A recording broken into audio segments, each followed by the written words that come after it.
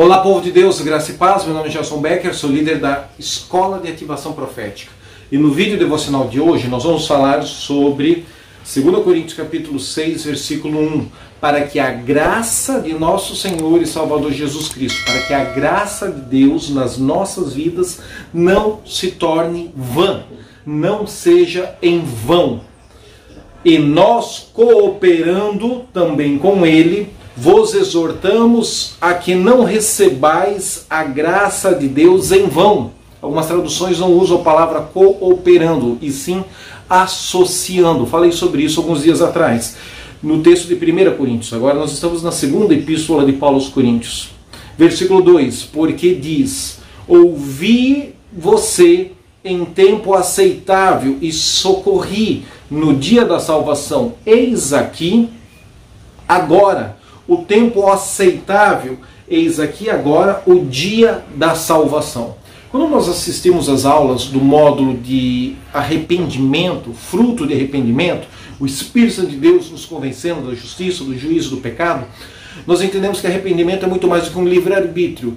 Parece que você tomou a decisão de se arrepender, mas no fundo é um produto do Espírito Santo de Deus nos convencendo da justiça, do juízo, do pecado. O arrependimento genuíno nasce no coração de Deus e floresce no coração do pecador. E o arrependimento não acontece quando quer ou quando você julgar oportuno. O arrependimento acontece quando genuinamente o Espírito Santo de Deus faz florescer na sua ou na minha, em nossa psique, o fruto do arrependimento. Alguns pastores mais filósofos gostam de dizer assim: Deus não pode negar a sua palavra, eu vou viver uma vida de pecado, e quando eu estiver velho eu vou tomar a decisão de me arrepender, e Deus tem que me perdoar, tem que me receber de volta, porque Deus não pode ir contra a sua palavra, e eu tomando a decisão de me arrepender, Deus tem que me receber e me aceitar. É uma argumentação muito grega, muito do aerópago, muito do cristianismo fracassado e secularizado da Europa, do cristianismo nominal, sem vida e sem demonstração de poder. O cara acha que essa palafita teológica, que essa engrenagem neural deu certo, quando na verdade ele esquece que o genuíno arrependimento é fruto do Espírito Santo de Deus nos convencendo e florescendo em nós. Por isso o texto que nós acabamos de ler fala que existe um portal de tempo. Existe uma janela de tempo, existe um tempo aceitável, existe um portal de oportunidade que o Espírito Santo de Deus convence o pecador, e esse tempo se abre, esse tempo se fecha. Depois disso ele pode até frequentar a igreja, depois disso ele pode até se tornar um prosélito, depois disso ele pode até mudar de religião, mas ele não tem mais o genuíno arrependimento. Ele só tem um sistema de culpa, um sistema de remorso, um sistema de religiosidade que o leva a ir para uma outra igreja, uma outra denominação, uma outra liturgia, um louvor e uma adoração um pouco mais animadinha, um pouco mais agitada. Mas isso não quer dizer que ele esteja genuinamente nascido da água ou nascido do Espírito. Ora, da onde Paulo está tirando no capítulo 6, versículo 2, da segunda epístola aos Coríntios, essa ideia de tempo aceitável para sermos socorridos, tempo aceitável, tempo oportuno para clamar, o dia da salvação, o dia do resgate, o dia em que o Senhor se torna acessível, aceitável a cada um de nós. Ele está tirando essa teologia de Isaías capítulo 49. Essa opinião não é dele, ele só está agora reescrevendo o que ele leu e estudou no pergaminho de Isaías 49, 7. Em especial o versículo 8. Assim diz o Senhor, o Redentor de Israel, o seu santo, a alma desprezada, ao que a nação abomina, ao servo dos que dominam. Os reis o verão e se levantarão, como também os príncipes, e eles diante de ti se inclinarão por amor do Senhor, que é fiel, e do Santo de Israel, que te escolheu. Assim diz o Senhor. Agora é a promessa que Paulo está citando lá na Epístola aos Coríntios. No tempo aceitável te ouvi, e no dia da salvação te ajudei, e te guardarei, e te darei por aliança do povo, para restaurares a terra, e dar-lhes em herança as herdades assoladas, para dizeres aos presos, aos oprimidos, aos encarcerados: saiam, e aos que estão em trevas, aparecei, eles pastarão nos caminhos e em todos os lugares altos haverá o seu pasto. Nunca terão fome, nem sede, nem o calor, nem o sol os afligirá, porque o que se compadece deles os guiará e os levará mansamente aos mananciais de águas. Existe uma palavra profética, existe uma linguagem poética, alegórica aqui, mas existe uma verdade literal, o tempo do resgate, o tempo do arrependimento, o tempo da salvação. E esse tempo é quando? É quando Deus nos visita, não é quando eu, arrogante, presunçosamente, eu acho que esse tempo para mim parar de pecar e agora eu vou frequentar a igreja porque eu já estou velho, tomando Viagra, agora eu vou ser crente. Você pode até fazer isso de uma forma grega, racional, religiosa, mecânica e artificial, mas você vai se tornar um prosélito, um esquentador de banco, um frequentador de templo. Você não vai se tornar uma pedra viva, você vai se tornar um tijolo vivo.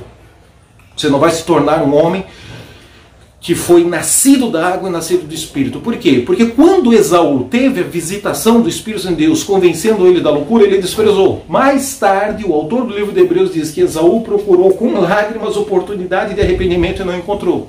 Porque quando o Espírito de Deus veio sobre Judas e o convenceu da justiça, do juízo, do pecado, Judas desprezou. Mais tarde, Judas se suicida e aí arremessa as 30 moedas de ouro e tenta até barganhar e corrigir aquilo com os líderes do templo, e os líderes do templo não querem nem saber de pegar de volta aquelas 30 moedas de ouro.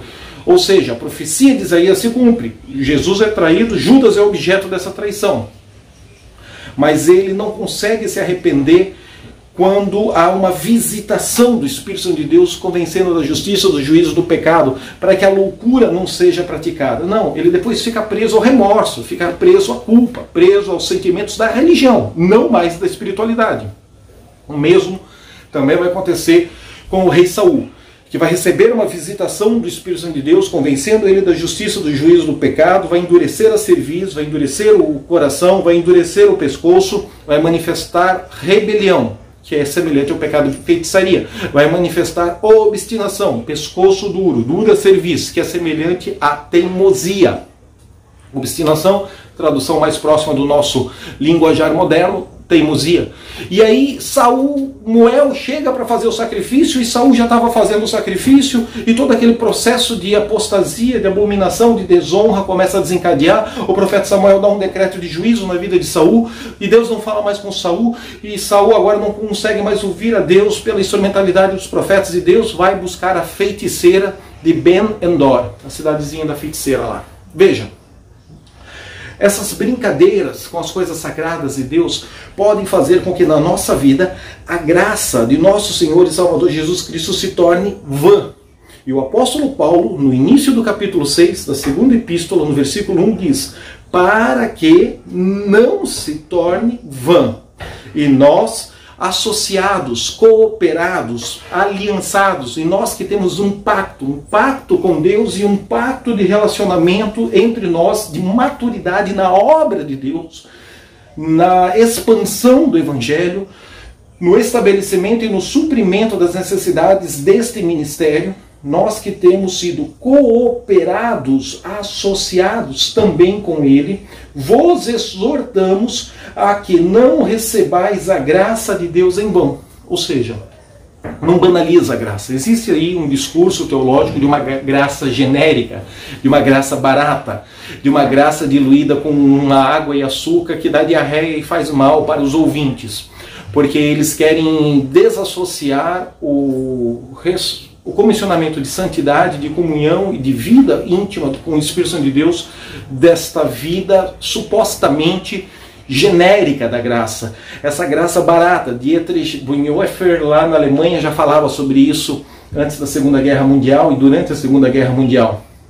E alguns pregadores modernos estão vendendo o peixe da hipergraça, aonde pecado não existe, aonde rebelião não existe, aonde maldição e quebra de maldição, demônios, nem pensar, ninguém toca nesses assuntos. Somente o evangelho misturado com água e açúcar. O evangelho da graça e do amor destituído da justiça e do juízo, que é um engodo, que é uma coceira no ouvido, que é um comichão, que é uma construção de argumentação teológica até assim confortável para os religiosos patéticos, frequentadores de templo, mas totalmente destituídas da glória, da graça e do poder do Espírito Santo de Deus, que faz brotar em mim, faz brotar em você, faz brotar em cada um de nós o genuíno fruto do arrependimento.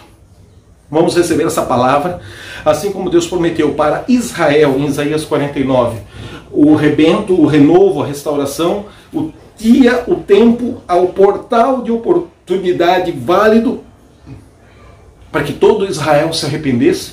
Assim também ele visita a mim e a você individualmente. E quando a visitação de Deus chegar, temos que botar a boca no pó, nos humilhar, nos arrepender, por mais que tenhamos feito coisas erradas. Não estamos procurando aqui monstrinhos perfeitos da religião. Estamos aqui procurando miseráveis pecadores conscientes do seu pecado, mas dispostos a permitir que o poder de Deus se aperfeiçoe nas suas mazelas. Você e eu fazemos parte desses filhos maduros que estamos dia após dia, de glória em glória, um pouquinho mais próximos da perfeição de Jesus. Ainda que estejamos distantes, a cada dia um pouquinho mais transfigurados de luz, transfigurados de glória, transfigurados e aperfeiçoados, até chegarmos à estatura do varão perfeito, seja aqui na terra ou seja somente na eternidade. Vamos nos unir e nos associar, nos relacionar como cooperados, cooperados com Deus, cooperados uns com os outros nos nossos relacionamentos de maturidade, ofertando, dizimando, divulgando, participando dos eventos, estando juntos e fazendo essa palavra chegar ao maior número possível de pessoas, fazendo essa revelação alcançar o maior número possível de líderes para transicionar uma mentalidade religiosa de sobrevivência para uma mentalidade de abundância, de infinitos suprimentos espiritual e principalmente de reforma do pensamento apostólico profético. Você faz parte dessa transição de eras, você faz parte dessa transição de dispensações, você faz parte desta mudança de cultura religiosa. E não tenha medo do novo. Jesus já está lá no nosso futuro esperando a gente chegar. Ele já está lá nos aguardando em glória. Não tenha medo do novo, não tenha medo da mudança. As tradições familiares são importantes, não devem ser de todas lançadas fora, mas também não pode se tornar o bezerro de ouro para dançarmos e saltarmos idólatra e pagã ao redor dessas tradições familiares. Existem coisas que elas estão erradas e tem que ser jogado fora. E a palavra de Deus tem que ser o prumo e o crivo para o restabelecimento da ordem divina nas nossas vidas. Eu conto com você. Deposite sua oferta, compartilhe esse vídeo, comunique ao maior número possível de pessoas. Vamos juntos manifestar a glória do Senhor e deixar que esse tempo de associação, de cooperação floresça em nossos corações. Que esse tempo aceitável de sermos socorridos, o dia da salvação, o dia do livramento, o tempo da visitação de Deus, que nos convence do mal, é hoje. E Ele então nos dá coragem e força para nos posicionarmos e começarmos a botar em ordem. Existem coisas que para botar em ordem na minha ou na sua vida vai levar semanas, meses, anos. Ok, viva o processo de botar em ordem o que está errado. Mas tome a decisão diante de Deus, inspirado por Ele agora. Te abençoo, em nome de Jesus.